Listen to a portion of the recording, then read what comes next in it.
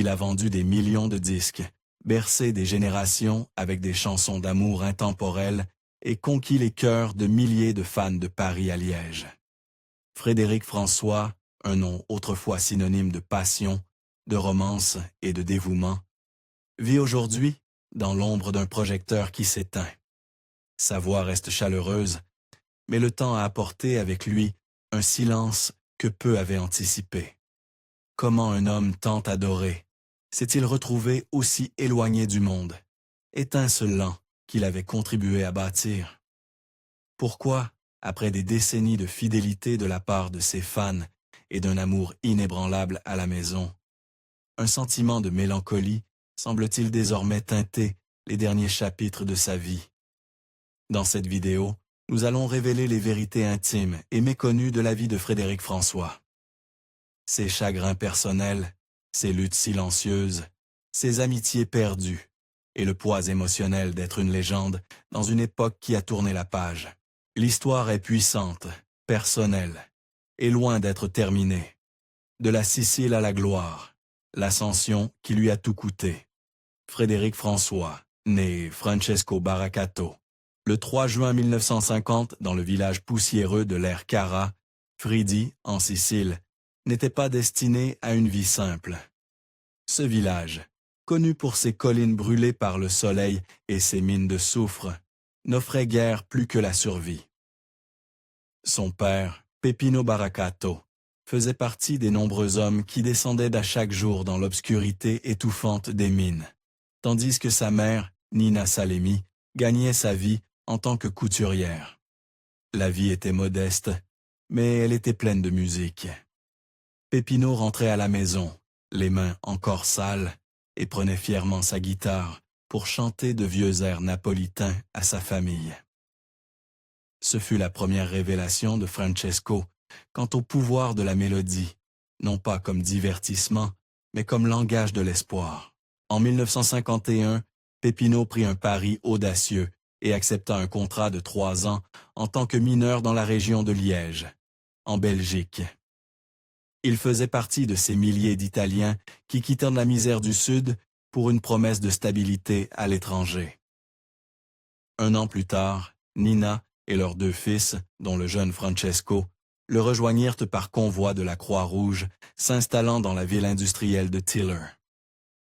Ce n'était pas la Sicile, c'était froid, gris. Mais la musique les suivit jusque-là. C'est dans un petit café fréquenté par des immigrants siciliens que Francesco fit ses premiers pas vers la lumière.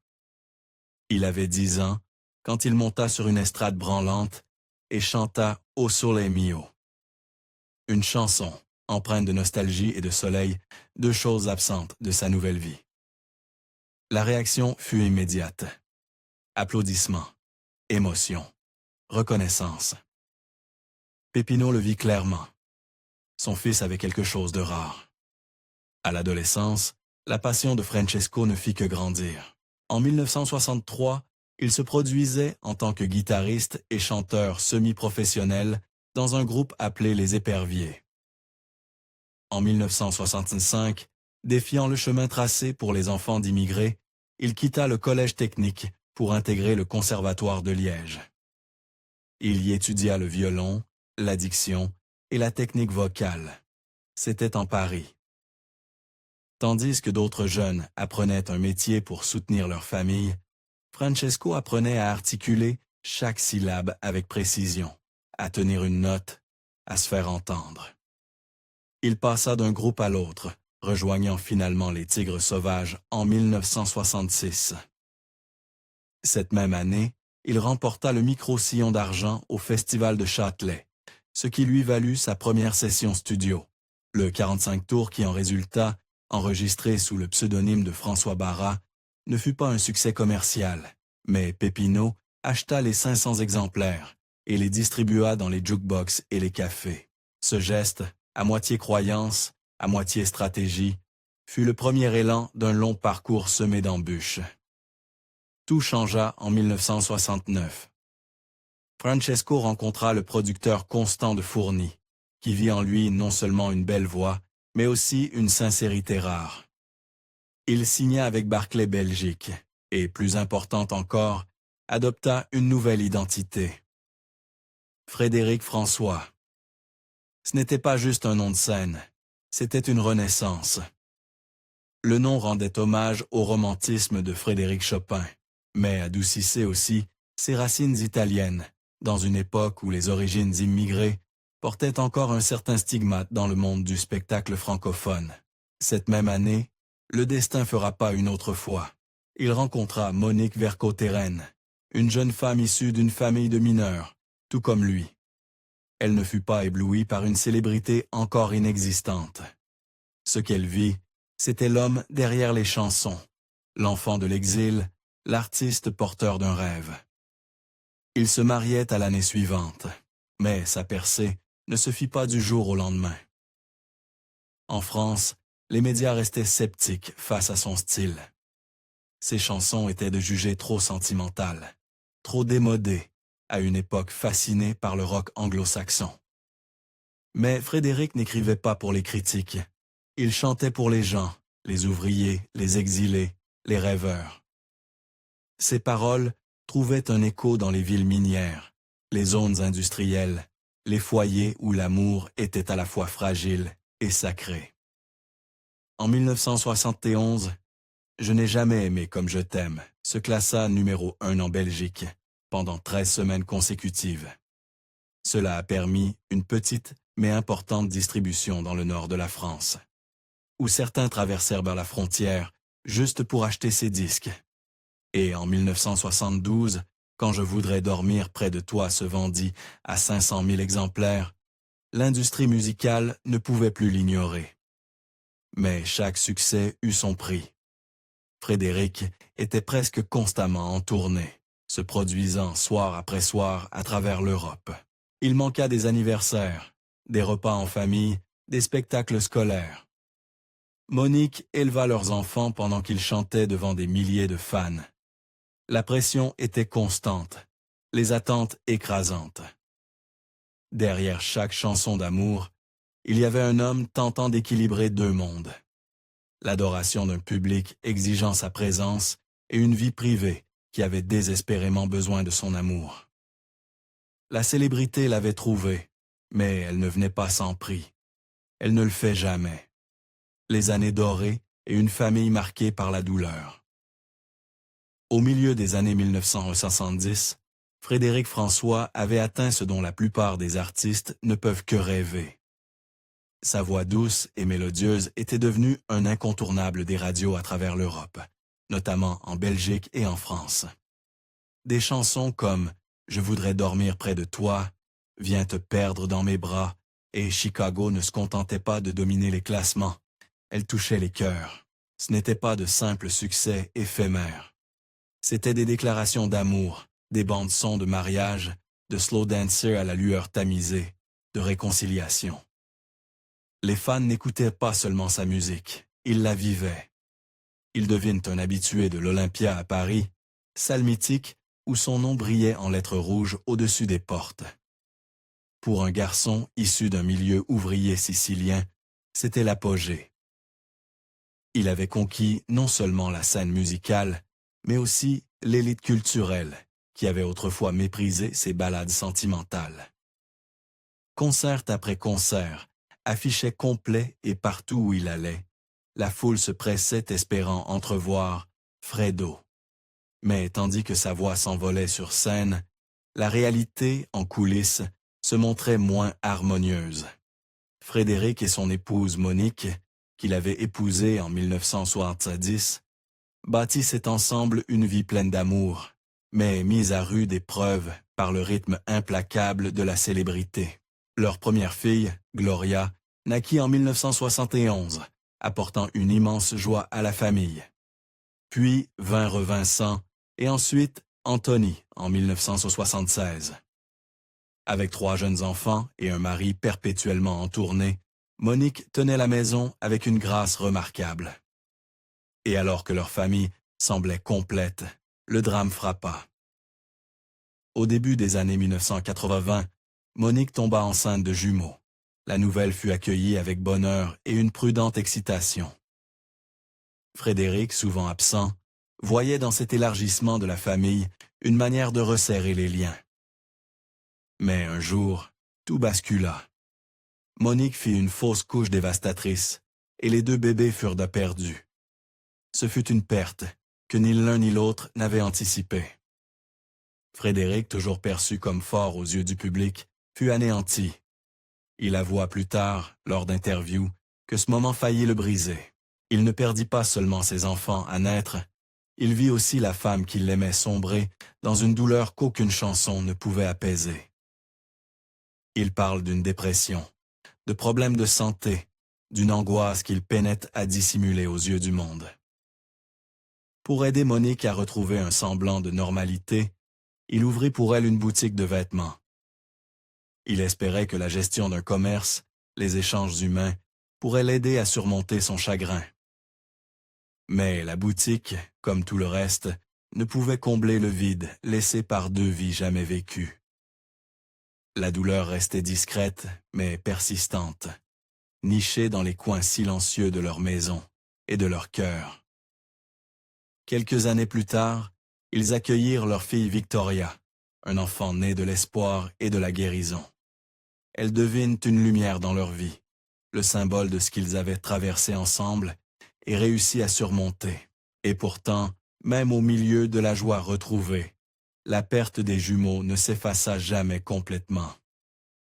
Frédéric a parlé ouvertement, quoique rarement, du fait qu'il pense encore à eux, surtout lors des repas de famille. Il lui arrive de les imaginer, devenus adultes, assis à table avec les autres. Ils imaginent qui ils auraient été, ce qu'ils auraient accompli. Nous aurions été plus nombreux, confia-t-il un jour avec douceur. Mais la vie en a décidé autrement. Et à travers tout cela, Monique ne flancha jamais. Tandis que le monde voyait en Frédéric François une star, un charmeur, une voix emblématique de la musique romantique, Monique voyait l'homme qui rentrait à la maison épuisé, vulnérable, blessé. Elle voyait le poids qu'il portait, non seulement celui de la célébrité, mais aussi celui de la perte. Et elle le porta avec lui.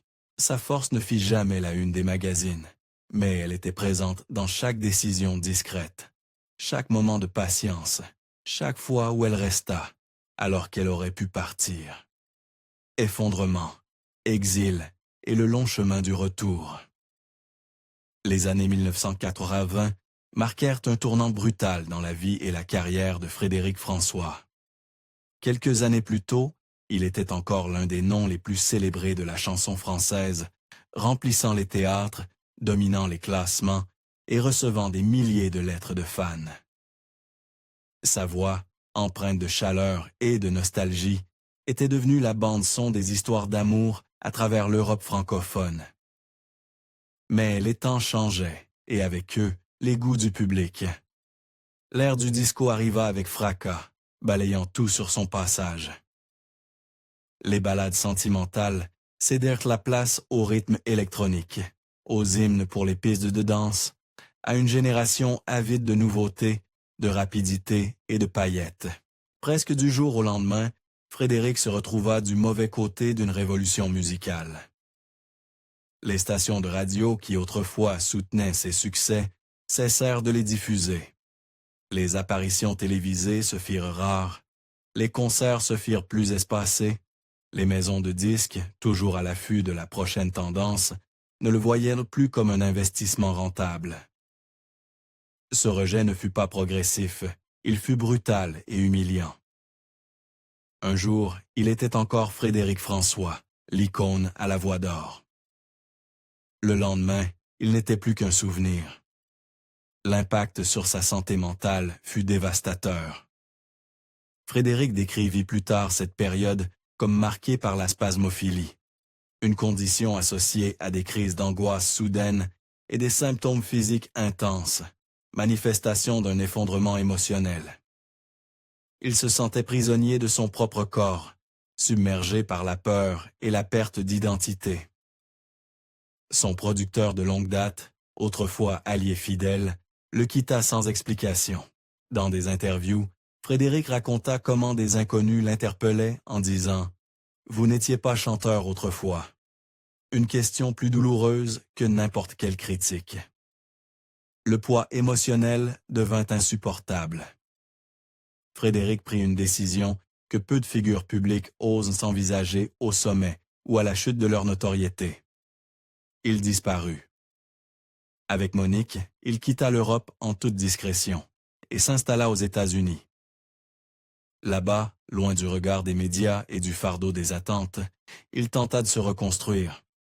Il suivit une thérapie, s'éloigna des scènes et des micros et se reconnecta à une part de lui-même, enfouie sous des décennies de tournées et de performances. L'homme autrefois acclamé par des foules trouvait désormais refuge dans le silence. L'un des moments décisifs de cet exil survint lors d'un voyage introspectif en mer du Nord. Alors qu'il observait les vagues se briser sur la côte, Frédéric réalisa quelque chose. Il ne pouvait pas abandonner la musique. Ce n'était pas qu'un métier, c'était une part de lui. Même si le monde avait tourné la page, lui non. La musique restait son refuge. Puis, dans un retournement inattendu, le système qu'il avait écarté commença à changer. En 1981, le président français François Mitterrand légalisa les radios libres, des stations indépendantes libérées du contrôle de l'État. Soudain, une nouvelle génération de diffuseurs vit le jour, désireuse de passer la musique que le public voulait vraiment entendre. Et ce que le public voulait, il s'avéra, c'était Frédéric François. La demande fut immédiate et massive. Les auditeurs appelaient pour demander ses classiques. Les anciens fans se réjouissaient de retrouver sa voix. Frédéric saisit cette seconde chance et rentra en France avec un nouvel élan. En 1982, il sortit Adios à mort, une adaptation d'un succès allemand d'Andy Borg. Le titre fut un phénomène commercial, avec 800 000 exemplaires vendus. Ce ne fut pas seulement une résurrection, ce fut une transformation. Il se retrouva soudain de nouveau sur scène, à la télévision, dans le cœur de ses fidèles admirateurs. Mais quelque chose en lui avait changé. Même si les projecteurs l'accueillaient à nouveau, il ne les poursuivait plus avec la même ardeur. Il avait vu à quelle vitesse l'admiration pouvait s'évaporer. Comment ceux qui vous encensaient pouvaient ensuite faire comme si vous n'aviez jamais existé. Cela laissa une trace. Frédéric devint plus méfiant. Il privilégia le contrôle artistique, créa sa propre société de production et s'entoura de personnes de confiance. Les cicatrices de la trahison et de l'abandon le rendirent d'un plus prudent, mais aussi plus fort. Il avait compris, avec une clarté douloureuse, que la célébrité n'est pas un don, c'est un prêt, et qu'un jour, sans prévenir, le créancier peut venir réclamer son dû. Scandale, rupture et le prix amer de l'indépendance. Dans les années 2000 et 2010, Frédéric François s'était taillé une nouvelle forme de succès. Il n'était plus redevable à aucune maison de disques, ni à aucun manager. Il avait créé sa propre société de production, conservé les droits sur son catalogue et géré sa carrière comme une entreprise familiale. Mais l'indépendance a un prix, et Frédéric allait le payer sous forme de relations brisées et de critiques de public. Ces dernières années, il s'est retrouvé au centre d'une controverse silencieuse. Des collaborateurs de longue date, certains présents depuis des décennies, ont été remerciés sans explication. Son manager depuis plus de 50 ans, Moïse Benita, a été évincé sans cérémonie. Son photographe de confiance, Patrick Carpentier, a découvert que ces clichés étaient utilisés publiquement sur des albums et des plaques commémoratives, sans compensation ni même autorisation. Lorsqu'il a demandé des explications, il affirme avoir été écarté. D'autres ont également pris la parole. Une ancienne assistante en communication a engagé une procédure judiciaire réclamant la reconnaissance de plusieurs années de travail non déclarées. Même l'avocate à l'origine de la plainte a attiré l'attention. Tiffaine Ozière, fille de la première dame de France. L'ensemble dressait un portrait inconfortable, celui d'un homme farouchement protecteur de son empire, peut-être au détriment de ceux qui avaient contribué à l'ériger. Dans le même temps, sa famille affrontait ses propres tempêtes. Son fils Vincent a traversé une séparation douloureuse après 20 ans de vie commune. Les répercussions ont laissé des blessures émotionnelles et, selon certains rapports, auraient impliqué des conflits autour de pensions et de harcèlement en ligne. Et pourtant, malgré tout cela, Frédéric était resté sur scène. Résilient, élégant, concentré. Il a sorti de nouveaux albums. Il a célébré des jalons, 30 ans à l'Olympia, 40 ans de carrière. Mais sous les projecteurs, la fatigue transparaissait. Il plaisantait un jour en racontant que sa femme lui avait demandé si les chanteurs prenaient un jour leur retraite. Il avait souri. Mais, au fond, il est fatigué. Et il sait que la scène, autant qu'elle lui a donné la vie, lui a aussi beaucoup pris. Héritage, solitude et un amour qui ne l'a jamais quitté. Aujourd'hui, Frédéric François se tient au crépuscule d'une carrière remarquable. À près de 80 ans, il reste adoré par les fans qui se souviennent de ce à quoi ressemblait l'amour dans les années 70 et 80. Ses chansons résonnent encore à la radio et dans les salons, en particulier dans les pays francophones. Mais l'énergie qui alimentait autrefois ses tournées incessantes s'est atténuée. Il est devenu plus sélectif, plus introspectif. Sa santé a été fragile. Une réaction grave à un médicament en 2008 a failli le réduire au silence à jamais. Hospitalisé à 2 reprises, il a pris une pause d'1 an, ne revenant sur scène que pour des événements caritatifs. C'est à ce moment-là, en chantant « Something Stupid » avec sa fille Victoria, que le public a vu non pas seulement un artiste, mais un père, un homme s'accrochant à ce qui compte encore. Il se consacre désormais à la préservation des souvenirs. À travers des livres, des albums hommages et des entretiens, il réécrit son histoire, non pas avec grandeur, mais avec honnêteté. Il parle de sa mère avec respect, de son père avec admiration et de son épouse Monique, avec un amour profond et inébranlable. Elle, plus que tout, a été la constante. Il a souvent dit « c'est elle qui mérite les applaudissements ». Tandis que le monde le poursuivait pour sa voix, elle est restée pour ses silences, pour les moments brisés, les déceptions et les longues nuits après les concerts, quand les lumières s'éteignaient et que seule la fatigue subsistait. Frédéric a fait la paix avec l'idée que son public n'est plus constitué d'adolescents en délire, mais d'admirateurs fidèles qui ont vieilli avec lui. Il ne court plus après les classements, seulement après la connexion humaine. Il veut que sa musique lui survive, non pas pour la gloire, mais pour ce qu'elle représente. La tendresse, le désir et la capacité de ressentir profondément, même quand le monde nous pousse à avancer. Et pourtant, même entouré de sa famille et de ses fans, il y a une solitude discrète dans son regard. Peut-être est-ce le souvenir des jumeaux qui ne sont jamais rentrés à la maison. Peut-être est-ce le prix d'une vie vécue pour les applaudissements. Quoi qu'il en soit, Frédéric François, celui qui chantait autrefois l'amour avec une certitude inébranlable, chante désormais avec quelque chose de plus fragile et peut-être de plus profond. La vérité. Frédéric François n'a pas seulement chanté l'amour. Il l'a vécu, combattu et enduré en silence lorsque la musique s'estue. Son histoire est faite de résilience, de chagrin et de triomphes discrets. À près de 80 ans, il n'est plus l'idole de l'Europe, mais quelque chose de plus rare. Un homme resté fidèle à sa voix, même quand le monde a cessé de l'écouter. Quelle chanson de Frédéric François vous rappelle un souvenir particulier? Ou peut-être y a-t-il un moment de son parcours qui vous a le plus surpris? Dites-le nous en commentaire. Et si cette histoire vous a touché, merci de liker la vidéo, de vous abonner à la chaîne et de la partager avec quelqu'un qui croit encore en l'amour éternel. À bientôt. Restez curieux et restez bienveillants.